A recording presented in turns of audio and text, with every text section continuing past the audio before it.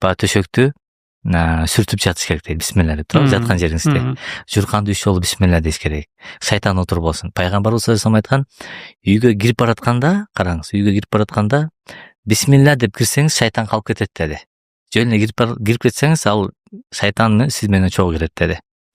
Ошол сыман эле жаткан жерлерде бүт бисмилла, тамак жегенде дагы. Анан жаман энергияны караңыз, дем салабыз. Дем салганда өзүбүздү сүртөбүз. Бисмилла, бисмилла. Эмне үчүн? Анткени сиз көчөдө, базарда жүрүп келдиңиз, жаман жерлер канча деген ызы жерлерде, көчөдө канча деген эмне жер, бүт жаман энергия. Ошонун бардыгынан тазаланып, дем салып, сүрүп, анан уктайсыз. Бул бекеринен эмес да. Демек ушу аураңызды тазалайсыз. Ооруп каласыз. Ооруп калган сиз врачка барсаңыз, сизге айтат, иммунитетиң көтөр дейт. Иммунитетиң түшүп кетиптир, кайра вирус менен ооруп атасың, ден соолугуң кетип баратат деп таблеткалар жазып берет, иммунный системаны көтөрүп турат. Дал ошондой эле Аллах таалам ар бир адамга сырткы аура жөнөткөн бар. Ошол аура түшүп кетсе, адам бат-баттан мына бизге толтура кайрылат да. Көпчүлүккө барсам, көпчүлүктү көтөрө албайм. Салдыра бош жерден кулап түшөм. Үйгө келип жатып ооруп калам, базарга бара албайм, тойго бара албайм дегендер көп да.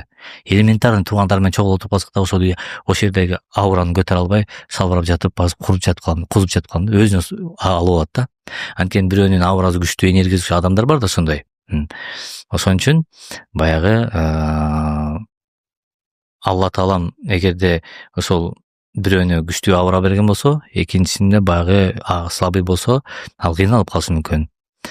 Дем салып, пайгамбарыбыз саллаллаху алейхи деле ошол баягы кичинекей неберелерин башын кармап, сылап, анан төп деп түкүрүп, анан дем салган да.